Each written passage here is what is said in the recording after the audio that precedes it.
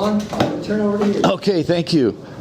You know, the first time when Ron mentioned that, we were at an event, maybe it was 10 years ago, I'm not sure, but he said, hey, I know you. You used to call on my grandfather.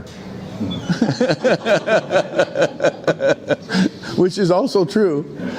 But anyhow, I'm glad to be here. I'm going to go through engine history at International from, you can see 1904 to today. And it's kind of an interesting story. There'll be a lot of really good pictures here. This was developed from the International Archives, which are in Madison, Wisconsin. This is a little bit about me that Ron tried to brief there, but I was with the Ag Division for 15 years in various jobs. Moved to Chicago and, well, I actually met my wife at the Axial Flow introduction in Kansas City in 1977. And then we got married and moved to Chicago in 1979. And I retired from the truck division in 2013 after 41 years. So I'm a lot older than I look. I hope. This presentation, a lot of people provided a lot of input, but the primary driver on this package was, his name is Tom Clark. Tom is the company historian and a major research dude. He knows how to find information. You'll find some very interesting stuff here, and even if you don't appreciate the messages, the pictures are phenomenal. You're going to see some really good graphics today. Tom is a graphic artist, so he's sort of into that. But the other names you see there are contributors to many of the stories you're going to hear about here today. This is a graphic of Tom was working on putting a mural at our new engine plant in Huntsville, Alabama. And this was his original concept for what that was going to be. But then when he finished, this is what it is today. That's actually a shot of it in the building. If you're ever at Huntsville, where we build the big bore engines, this is what you'll see. It's pretty nice story of engine history, and that's how we got started on this project. It's a pretty exhaustive overview, including some did you knows and some fun facts that you'll hopefully find interesting, some oddball facts, and a lot of information about third-party engines that probably it'll surprise you, because you think of International, you think we made everything, and we did. But we also bought a lot of stuff, and you should see the graphic of that here today. And also talk about loose engine business. Loose engine is the way we describe engines that we sell to other OEMs, and I'll tell you a little bit about that. And like I said, there's going to be some really good graphics. Here's a story of the company and how it's evolved over time. There's 4 chapters. The 1831 to 1902, which is the McCormick years, the McCormick Harvesting Company, where we're primarily selling the reaper and associated products that go with the reaper. There's a whole presentation on that period, by the way, that I probably presented here 10 years ago. But it's quite a compelling story about McCormick and how he got here and what he did, and then what's transpired since then. Then the next chapter is the IH years. International Harvester was formed in 1902 by the merger of the Deering and McCormick Company and 3 other smaller companies. And you can see the products we produced in those years: from farm equipment, tractors, trucks, buses, engines, construction equipment, military equipment, lawn tractors, refrigerator, air conditioners. Maybe a little too much. It was probably like a little bit like GE, to be honest. Another division that's not there is a solar turbine division in San Diego. It's still there. The third chapter is the truck and bus business, which we renamed the company Navistar after we sold the ag equipment division to Tenneco in 1984. That was a very difficult time for me. I was with the ag division at the time, and it was like losing a grandparent when we sold the ag division. That was like the founding part of our company. But we survived and produced primarily, well, everything we produced in those days were trucks, buses, and engines for Ford. I'll tell you about that in a minute. And military products, the MRAP and products associated with the war overseas. The current chapter is the Traton chapter. Traton is the division of Volkswagen that has the off-road business. So there's International and MAN in Europe, and Scania. Scania is so you can see their companion products. It enables us to have economies of scale across the globe, which is how you have to compete today what's necessary to compete today. These are the divisions of Volkswagen, which you probably find interesting because it's a little more than I understood until I got here. There's the volume brands on the far left. That's Volkswagen, Skoda, and Seat. Those are brands you probably aren't familiar with, but they're high production cars. Skoda is Italian, I believe. I'm not sure what Seat is, but then the Ducati motorcycles is a Volkswagen division. You probably did not know that. Scout, anybody remember the Scout? The Scout's about to be re-energized and reborn. It's its own separate division. There's a big plant in South Carolina that's finished, and the first products will be released in 2026. And then the performance brands are cars you probably drove here today. All you guys have the Porsche and right? Lamborghini. Those are the everyday cars. That's a fun division to be in. Then the luxury brands are Audi and Bentley. And then the Traton division includes those brands. Of course, Navistar, well, not Navistar. The new company name is International Motors Limited, which fits nicely with who we are. Everybody knows International. And then the MAN division in Europe, Scania, and the Omnibus in South America. So Traton's a fairly big division. But probably Cyrus would be very surprised to know that we're part of Volkswagen, a German company. But that's how it works. Now I'm going to tell you about the period of 1896 to 1909. In those days, there were a lot of experimental stuff going on with steam tractors, and many of them worked fine. And these are some graphics of it. This is it's called the auto mower. There was a battle at the time of who could do the right one that works the best first, and Deering had one and McCormick had one. The guy on the bottom, his name is Johnston. He was one of our more famous creators, inventors, engineers. There's a nice story about him I'll tell in a minute. The McCormick Automower was the best. It won the contest for not snagging or catching or having problems. Then the International Harvester era is starting in 1902 when the company was merged, I mentioned earlier, between McCormick, Deering, and 3 other smaller companies. These are the 2 big dogs that were part of that. William Deering on the right and Cyrus McCormick Jr. on the left. Cyrus Sr. had passed away in 1884. The original Cyrus McCormick was born in 1809 and is born in the same week as Abraham Lincoln. And, Abraham died, obviously, when he got shot at the theater much earlier than 1884. But there's a lot of interesting stories and parallels between Lincoln and the McCormick Company. I'll tell you a story about that in a minute. But those are the companies that made up International Harvester. And that's the original logo in the middle of the screen there for International Harvester. You've probably seen that before. These are primary players. Harold McCormick married Edith Rockefeller, and who's the daughter of John D. Rockefeller. You've heard that name. The richest man in the world at the time. He'd be like Elon Musk today. But with real money. Huh? Real money. Real money, yes. And then J.P. Morgan was actually the facilitator to bring the 2 companies. They tried it several times to put the companies together, and it didn't work until J.P. Morgan created the financing arrangement to make it work. George Perkins was the man that named the company International Harvester, and that name lasted for quite a long time. And the IH brand is still used today on C&H with Case IH products.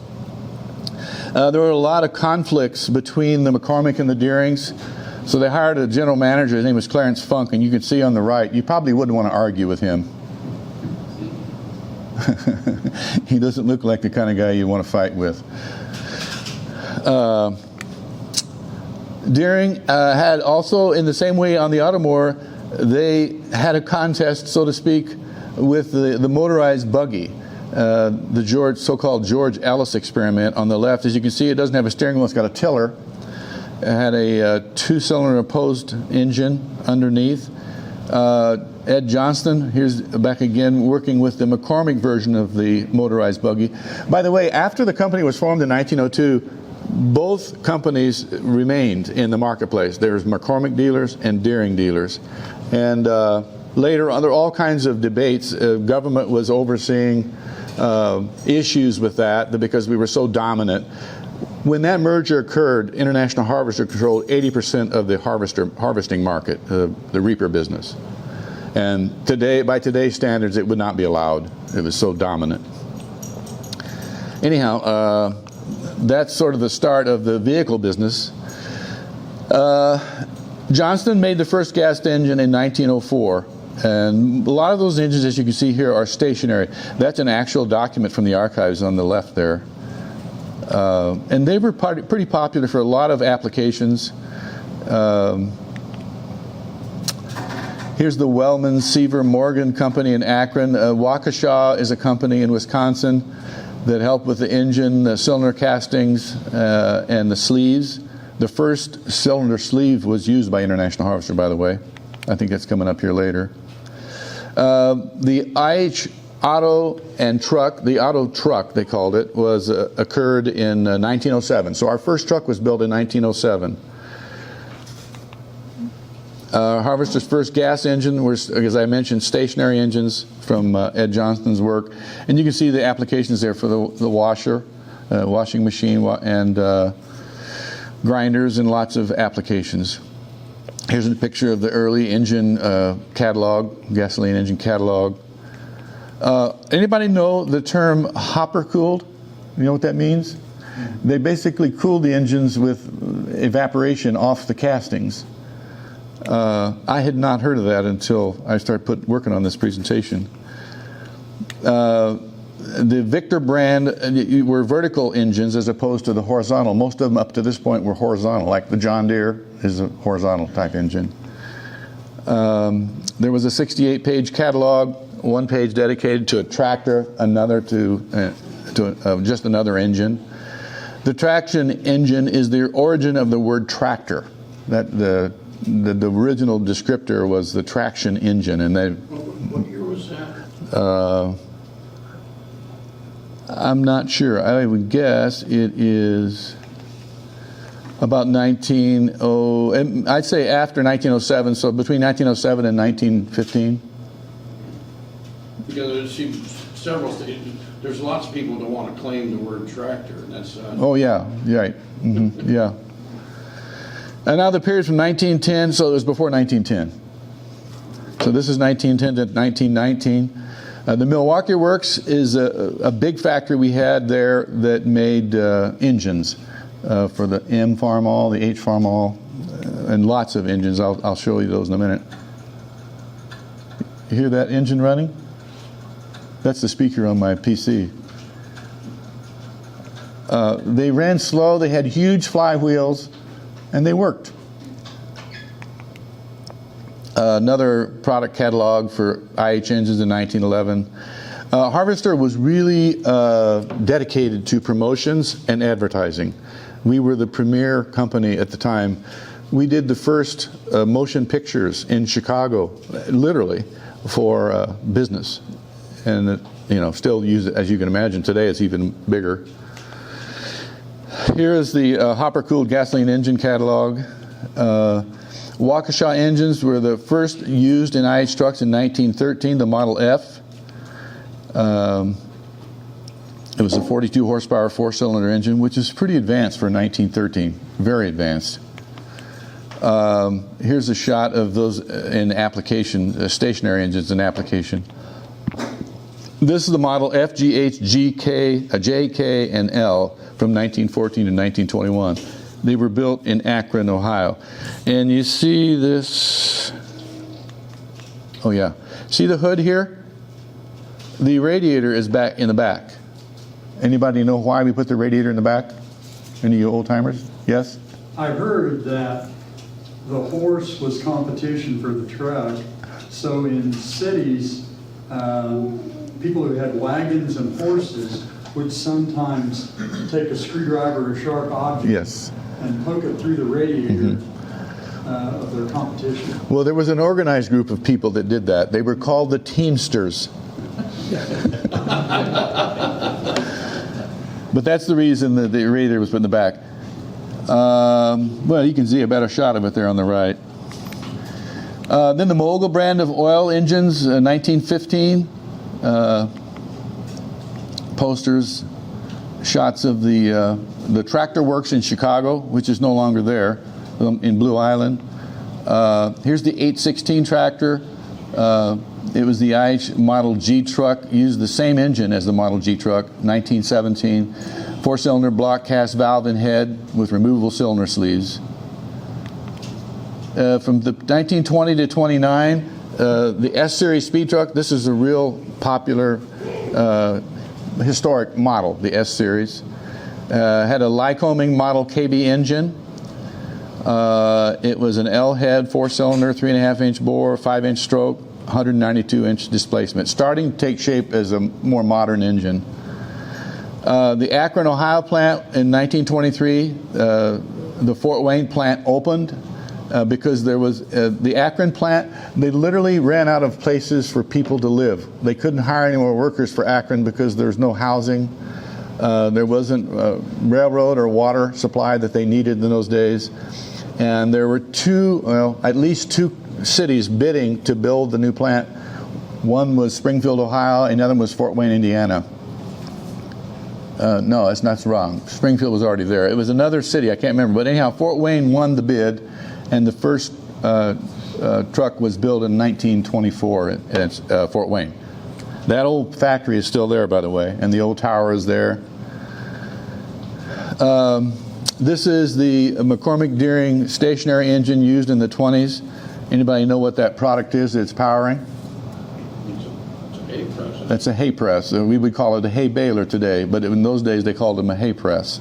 Stationary. They brought the hay to the press and compressed the bales. The International 1020 and 1530 was released in 1923, the year my dad was born. It ran on kerosene, gasoline, petrol, benzene, naphtha, distilled benzol, lots of different fuels. I mentioned earlier the cylinder sleeves were employed in 1924. IH offered sleeves in IH tractor engines since 1906. Harvester was the first to offer them in a truck. The Model 63 in 1924 used an International engine, gas-powered. The Model S26 and S24. You can see on the right, we were marketing products in China and India. Harvester was a worldwide company from the very beginning in ways I can't begin to understand how they did it, but they did it. They crated everything and shipped it, or they built it in the country they were selling in. This is the 1920S with an IH engine, Ricardo type engine head, spark plug placed centrally to create higher compression, greater power, better fuel economy. Englishman Henry Ricardo was the inventor. Here's an experimental steam engine to power a hay press that was used about in this period of time. Experimental steam tractors, there's two of many. We had lots of experimental. You can see the tractor on the right, we did that a lot. The first tractors were designed that way. You can see the power was on the front, much like would be on a horse-drawn piece of equipment, and then the operator was in the back. And the nice thing about it was you didn't need a differential on that rear wheel, so you could turn it, steer it. That was real common of the day. International placed an order for a 10,000 Waukesha Model XA engines in 1928. International produced a steam engine in 1929. The locomotor for the Milwaukee Road, individual engines for each of these trucks are in what you see in the yellow highlight. From 30 to 39, this was getting into the big years for International was the Farmall. Farmall was released in 1924. One of the very few International tractors built with a third-party engine. We did use Waukesha engines in some of those early Farmall tractors. It soon was replaced with the identical displacement engine built by International. I'm guessing it looked a lot like the Waukesha. The first IH commercial diesel engine was in 1933. Work began on these engines in 1916, intensified in 26 when engineers visited Germany. And we watched what Adolf Diesel had done to develop that concept, and we employed that first in 1933. This is the timeline of International engines for gas and diesel.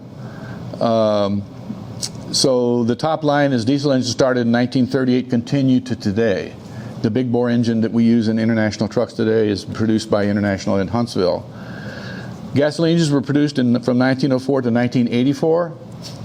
The last gasoline-powered tractor was built in '84. Anybody familiar with the gas cap program that we provided to customers? If you don't and you have a gasoline-powered tractor, we would love to give you a gas cap, because the gasoline-powered tractors, like all tractors in that day, the engine was the gas tank was over the engine, which was kind of stupid, but it worked as long as gas volatility was like it was back in these days. But in the 80s and 70s, we started changing the blends from winter to summer grade. And if you carried winter grade fuel over, you could geyser fuel out of the tank if you took the cap off. And we had lots of injuries, people really getting burnt badly. So if you have a gasoline powered tractor, International, you can still get a cap today. You can go on the website, you'll find a little place to order it. But we stopped producing gas engines because diesel became the engine of demand for both truck and tractor. Harvester produced those products you see there until 1984, when we sold the division, and then Navistar took over in 1986. We changed our name from International Harvester to Navistar in 1986. We used Hall Scott. Have anyone heard of the Hall Scott engine? It was really a famous, really well-built engine, and it was all the trucks used at the Hoover Dam were powered with the Hall Scott engine. In fact, the Hoover Dam was solely the International Harvester trucks were the only truck used there, and that was a major feat to put that dam together. And you can't believe what they put those trucks through. It was amazing. That's a picture of the truck, and there's one. Our dealer in Lethbridge, Alberta, has that truck on the right. George Kirkham. Anybody know George Kirkham? He's a major collector, major dude with trucks and tractors. The International Easy Start engines in 1933. Most other companies, including Caterpillar, John Deere, used what they call a pony engine. They had a gas engine that they'd start, and it would rev the diesel and roll it until it started. International used a gas start convert to diesel, and it was the only one of its kind. It worked fairly good. It was a little complex, looked kind of Rube Goldbergish. It was really lots of mechanical features that required to work to make it work, but it did work. So we got a good reputation for easy start, because diesel, the main issue with diesels in the day when they started was they won't start, especially in cold weather. I'm sure you've all experienced that. Today's engines are not that way. The compression is so high and the injection pressure is so high, they start really well. In 1972, there was a construction equipment did a sale to the Soviet Union of because our diesel engines were so good about starting in sub-zero weather. It was a big part of why we got the business. We had portable power units built by IH in 1936. These products were very popular and used to power everything from irrigation pumps and cotton gins to sawmills and amusement parks rides. The P100A and the PD80 portable power units built by IH in 1936 were very popular, used to power everything from irrigation pumps, cotton gins, sawmills, amusement rides, etc. These are power units built by IH, powering the cotton gins and a number of industrial machines. More power units. This is a fair. We went to a lot of fairs. We began powering crawler tractors with diesel engines in 1936 and their wheel farm tractors in 1935. The Milwaukee Works in 1937 built diesel engines for our tractors. The plant was closed in 1971, and all that production, all of our production at that time was either in Indianapolis or Melrose Park. International began powering their highway trucks with Cummins engines in 1938. The dealers on the West Coast said that our engines weren't powerful enough. They couldn't pull the loads up the mountains. And so they literally converted the truck. They extended the hood. You can see how long the hood is on that truck. And they started installing Cummins engines, and then we adapted to the market and started using Cummins. That's the X15, which we do use today on the big bore. I'm sure you've heard of Green Diamond, the outgrowth of the Willis Overland deal that we had made in the mid-30s. Willis began building the International Model D1 truck on the chassis of the Willis Model 99 Auto. And from that came a new line of engines, the Green Diamond, Red Diamond, Black Diamond, Silver Diamond, Blue Diamond grew out of that arrangement. The Indianapolis foundry opened in 1938. It made engines for the Army, Navy, and the Marine Corps. Engines shipped to the Fort Wayne plant, blocks shipped to Melrose Park. Engine plant closed in 2009. The foundry closed in 2014. That foundry also made castings for Cummins. The C-113 engine in 1939 was used in the Model A, B, C, and their industrial counterparts. The C-248 engine powered the Farmall M. Farmall M was probably one of our more famous tractors out of the Farmall plant. The only tractor that sold more than the M was the H. The H sold nearly 500,000 tractors. The M was like 350,000. Well, here, 270,000 Farmall M's built. Very popular tractor. From 40 to 49, we used 4-cylinder liquid-cooled L-head engines and the WD9. We use stationary engines in oil fields, 12 International PA 100 power units and one P20 unit here. Engine overhauls to extend the life of your truck. We enabled, what was the word for that? In-chassis overhauls, basically, that you could rebuild the engine. That was an advantage of the sleeved engine. You could rebuild it economically. There were 13 different Diamond Series engines. This is a graphic of the 1941 advertising. The green, red, blue. The Green Diamond powered the 1941 Model K4 truck with an A175 cubic inch 6-cylinder engine. The Diamond Series engines in 41 later became the BLD, and then in 1949 the Blue Diamond Model K7 cab over commercial truck, and the M5 military half-track used this same engine. The International M5 Prime Mover in World War II was powered by a Continental R6572 inline 6-cylinder gas engine with 235 horsepower. This is a shot of the Melrose Park plant. We bought that in 1946. It opened, I think, in 1949. We had to convert it because they were making Buicks in that plant. The U.S. government operated during World War II by a Buick. Harvester purchased the plant where it designed, built, and tested engines until 2021. We just recently closed that plant, and everything's in Huntsville now. That's a shot of the plant. I think that's everything there is gone that you see is completely gone, and there's a nice shopping center there now. Really, really nice. The Melrose Park plant built diesel power units, industrial power exhibit for allied equipment manufacturers. We did construction equipment machines there at that plant.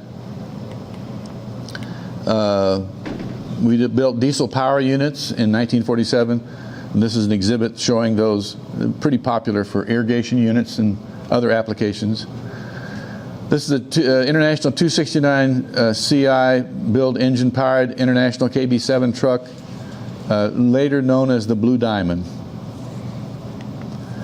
The Black Diamond engine used in 48 to 74, there were 3 sizes. This is a couple of applications for that.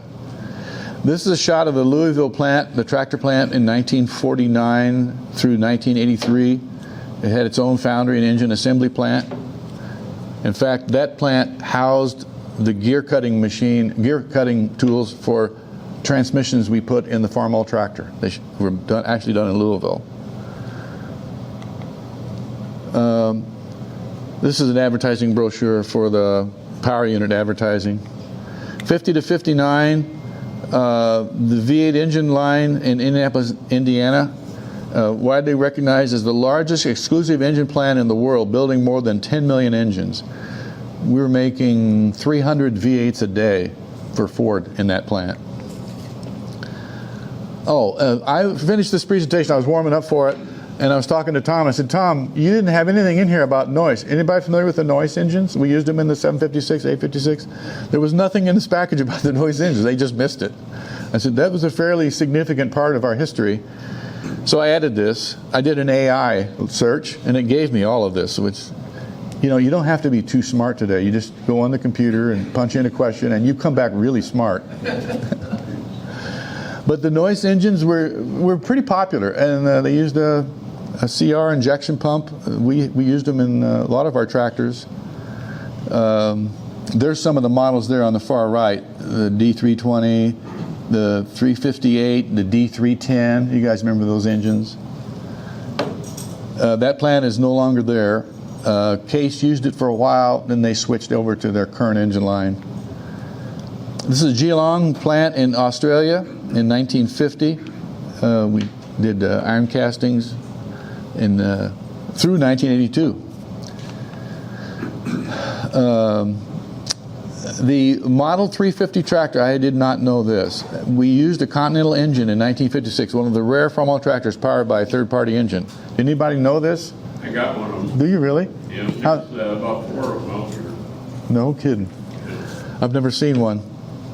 How's it run? Well, they had their problems. Okay.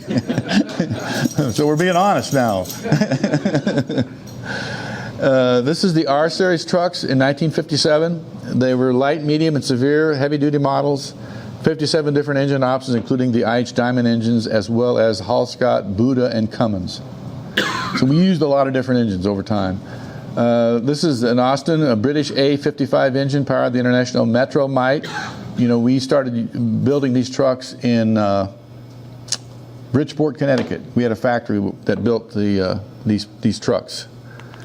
That was the first UPS type truck, and we started producing it in 1958. What do we call it? Metro, the IH Metro. Anybody seen a Metro? Are Metros here?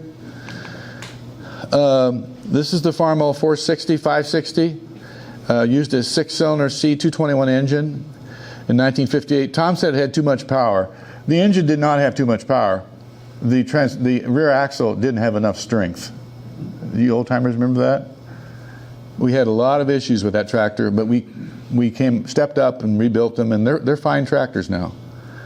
The problem was we released it about the same time that John Deere released the new generation of power, which was, I can't imagine how a salesman sold a 560 against the 4010. They were really impressive guys, I'm telling you. But they did, and we sold a lot of them. But the John Deere was a major breakthrough. It was a fabulous tractor, still is today.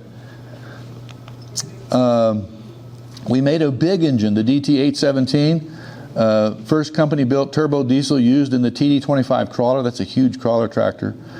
In 1959, it also marked the start of engine building for the construction equipment division. That occurred at Melrose Park. And you know why that was important, because you know what was happening about this time was in the 50s was the building the interstate highway system. So we wanted to get a piece of that action, which is why we bought what was the name of the company we bought? Huff. Frank G. Huff. Huff, yes. This is an International RDF 230H, built in Hamilton, Ontario. We had a huge plant in Hamilton. Built a lot of farm equipment there, mostly tillage, disc harrows, plows, etc. But we also made those trucks. The D301 was a real popular engine, well-known engine. I think, didn't we use it in the 806? Yeah. Yes. This is, yeah. It was a really, I think, a respected engine. The Scout engine used an 8-cylinder engine cut in half to create a 4-cylinder engine, and it worked fairly good. You can see the pictures on the bottom how they did that. The Cub Cadet used a Kohler engine, started in 1961. We started that business. The first U.S.-built direct injection diesel engine was in 1963. IH, the D361 engine, used dry sleeve technology, and it was known for its durability. We were the first company to use fully integrated numerically controlled engine block machine line at Melrose Park. We often, international trucks in the 60s and 70s often had IH engine. We had shortages, especially when emissions came along. We had problems making emissions. We even used, I don't think that's in here. Oh yeah, it is, American Motors. We used American Motors engines in the Travelall because we couldn't build enough 392s or 345s. This is a picture of our application of turbine engines because we had the Solar Turbine Division in San Diego. One of our executives thought it'd be nice if we make a turbine tractor and a turbine truck, so we played with them, and they were exciting, but they didn't work. They were really noisy, and you had no load starting. Low end torque was nothing. If you revved them up to 20,000 RPMs, they were really good, but you didn't want to do that. That tractor is in the Smithsonian Institute, the one on the bottom there. It's a neat little tractor. If you Google that, you can see a guy driving it, test driving this tractor.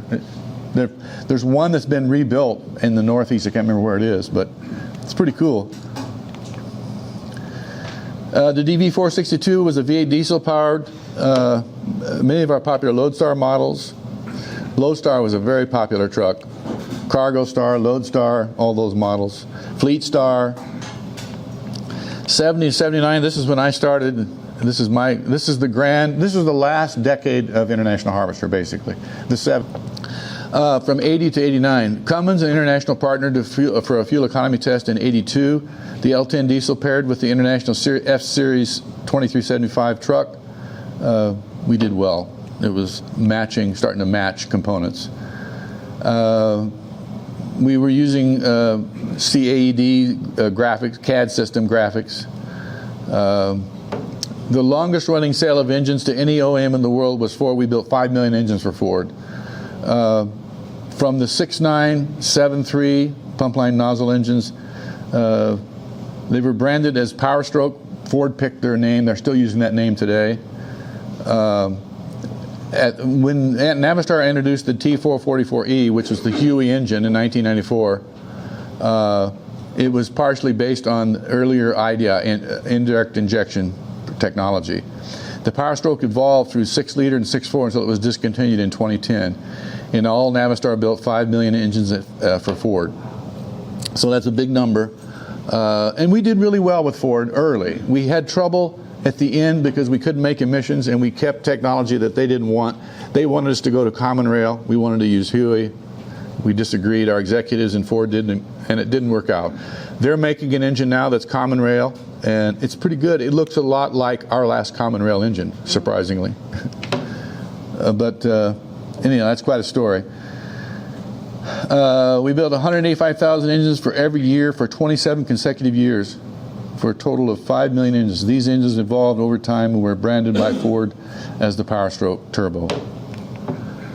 The company built its last gas engine in 1984, the SV 392 and 345. These were good engines. The 392 was a powerhouse. The Travelall in those days had 2 tanks. It needed 2 tanks. But it ran really good. It had a lot of power.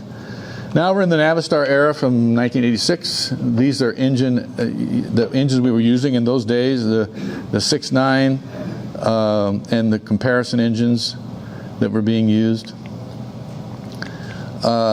We unveiled the smokeless diesel in 1989. I remember our chairman at the time, he had a box of parts. He got up on the stage and he threw the parts all over the floor. These are the parts that come out of the engine. It was a camless engine, quite an interesting design. It really sounded good, but it didn't work. You know, that happens sometimes. We already met the toughest 1984 state and federal pollution standards with our Huey. We had what they called a white handkerchief test, where they would drive the school bus, and then they'd take a white handkerchief and wipe out the tailpipe, and it was completely white. There was no carbon. And that was really, really a nice thing to talk about with school districts because they wanted clean running products. As I mentioned, we provide lots of engine blocks to Cummins from 89 to 95 from our foundry in Indianapolis. We selected Perkins as an off-road seller of our engines for loose engines. They sold engines everywhere in the world. It worked fairly well. I knew some people that worked there. This is the technology I was telling you about, Huey, that we partnered with CAT on. This is a shot of that injector. That injector used what they call split shot. And split shot, when injection got really sophisticated, they would, to make the engine clean, in the old days you just injected one shot of diesel, right, and it would burn, it would explode. But the modern technology, you have multiple shots. The more you have, the cleaner it runs. So you have a distributed power band, basically. And the first use of this split shot was with the Huey injector. Today's Common Rail uses it all the time. It's really easy to do with Common Rail. This is the Wild Thing, which is a truck that we used. We took first place at Pikes Peak Race to the Clouds in 1995. This was more for our engineers to be excited than our marketplace. The Power Stroke engine Navistar was building for Ford, rebranded as the Star Power engine for the marine market in the 1990s. So we sold them on boats inboard. Mercury Marine was one of the users of this engine. This is a meeting in Russia. At the time, the president of Russia is on the far left there. They were at Melrose Park, and we sold them a bunch of engines, and then they stole a bunch of engines. And, you know, that's how it works with Russia. You start selling them in the beginning, then they start taking. You're supposed to laugh at that. But it is seriously how they do business. This is the green diesel technology we tested in 1999, which is basically our effort to clean up. 2000 to 2009, we built the VT275, which is a V6 engine, and the VT365 were the company's second and third generation Power Stroke diesel engines sold to Ford. MAN, we signed an agreement with MAN. This is relevant to today because we still use that type of engine that we build in Huntsville. We were licensed to two of their engines, which Navistar marketed, the Max Force 11 and 13. Successors to the engines were the N13, the A26, and now the highly successful S13. We've now married that engine up with an automated transmission, and I don't know if you've heard stories about it, but it is by far the leading fuel economy truck on the road today. Is this combination of transmission and engine? In fact, I talked to the lead engineer. I was getting ready for this, and he told me that the attitude customers take with the new engines today is like it used to be with the 466. People come in and ask for the A26. They want it because of the reputation for fuel economy. It's like 5%, and which is that's a lot of fuel.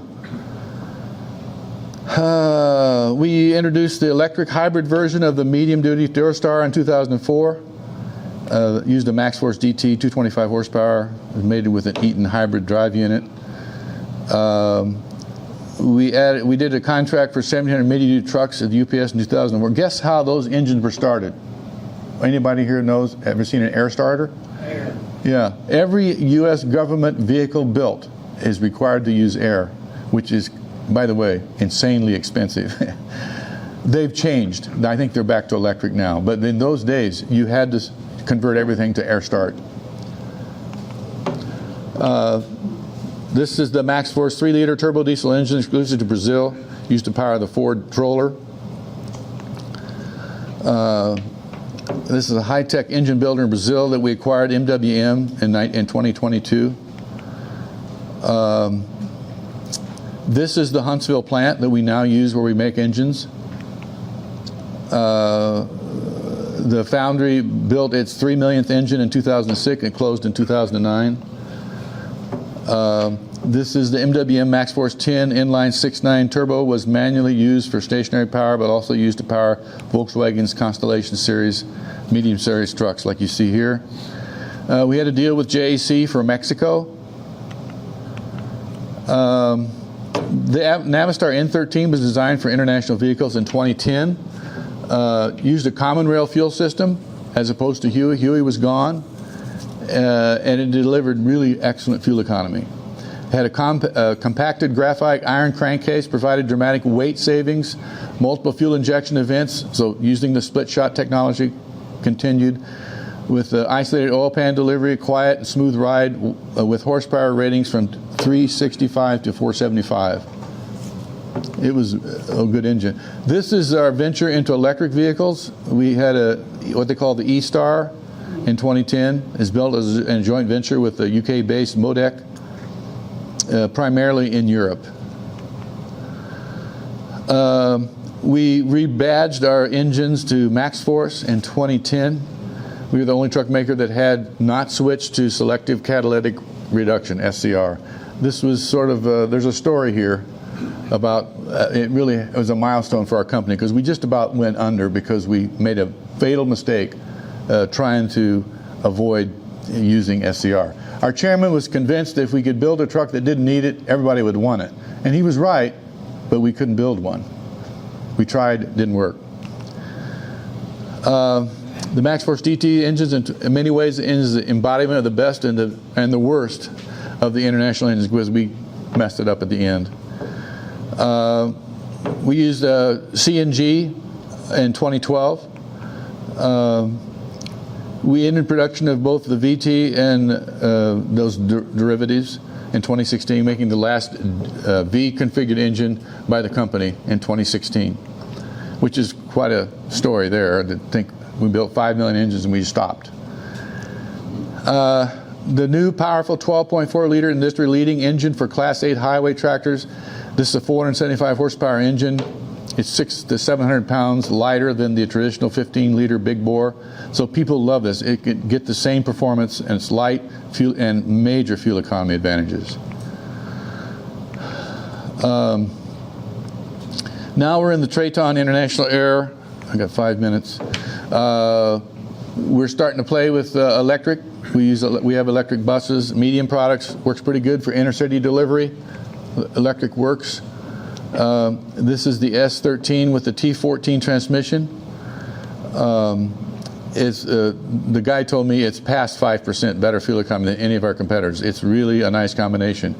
The little box on the left is the exhaust system management. It's really a cool design, and what's nice about it, we make it all. The transmission, the engine, and we have economies of scale because it's used worldwide. It's used in Scania, and it has advantages that you can't get building trucks only in the U.S. This is a picture of the plant in Alabama where we started building the transmission and the engine. This is the lineup for 2025.